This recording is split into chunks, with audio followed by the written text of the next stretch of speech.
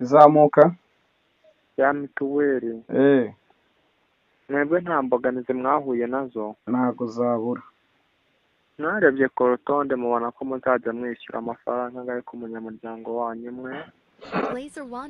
Umunani. kugira kano kanya hari ikinyabiziga wari ufite kikwanditseho? Ndagifite.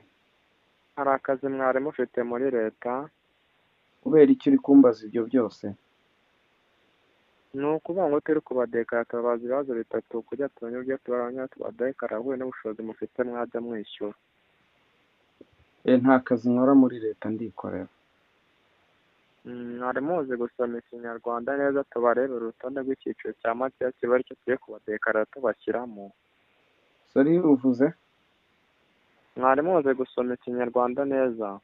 gusa use umunyarwanda ugeze aha ngaha atazi gusoma ikinyarwanda yaba ari nde?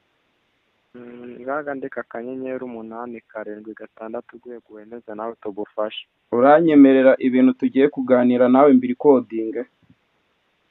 nta kibazo. Let's go.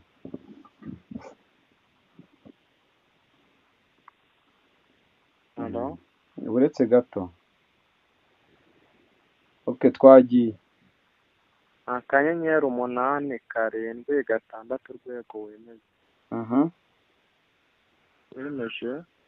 ariko gato banza unyibwire.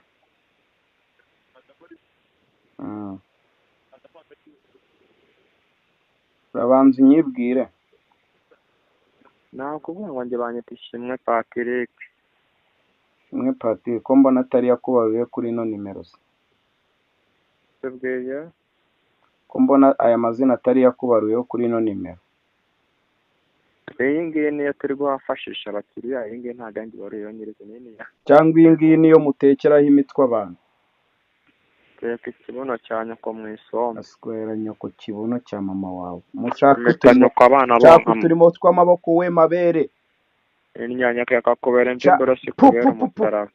toka shaka uturimo tw'amaboko. kashono kigufa ryo mu bwonko kashyushyuta ikibyimba cy'amashyi. hano hari abantu b'abasirimu cyane. kanywera amashyira mu idebero kaswera nyoko. nkawe utaye abagore n'abana uje kweswera abantu. soke ku mugongo wa nyoko nishike ku gace tumuca urugongo. teka imitwe ahandi mituweli ntago bayishyuza muri ubu buryo. kazenguruka isi yose witwaje imbago kuri amateka yandika ku gituba cy'inyuma nyoko.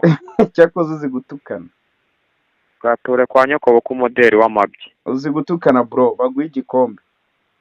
urakakwarwa n'umuvu w'amabyi ukurikirwa na korari y'isazi. ngewe rero kumfata birakunaniye, fata abandi b'abaturage. urakakorekera icyakoje inyuma karya umuziha w'imbwa. ntacyo umpaye kontenti, bino bitutsi biranyinjiriza. genda karya urwumva. usubiramo. urakahabwa 8 kwa nyoko kuko wera nk'imyaka y'imisaraba gusa. ubaho uri ndi kuhareba. urakareba ibaye ibirori bije. ubu ndi kuhareba aho uri papa. gacika umutwe gacika amaguru mu gihe cy'ihunga. asante sana bolo. wagira ngo bagutekeye agahinja mu bitoki wakaswera nyoko. jya kwiba abandi ushaka isuku ujye mu cyaro. gashino cyane ko ngo nagufata record gashino kanye ko wamfata record ukambaza iki? nayigufashe karahubwo. wayimfashe gafata n'iminwa. uri kumpa iminota ihagije kugira ngo mbone uko ncuruza. urakahabwe sinakombe gahabwe igisaba kahabwe sinakombe karya gitondo. mukanya usacinge YouTube channel witwa Waragoswe TV. karya gatoza kanye ko gakubita umutima kwibuyewe. Santi sana papa. ujye usenga ku cyumweru? ubu ngubu isoya ajya yicuza impamvu yakubyaye aza ko ari nk'ikibwana cy'ingurube. ubu amafaranga uba uhagaze urayazi wantumbiwe. kandi wasanga utabuze nk'ibiro 60 ufite.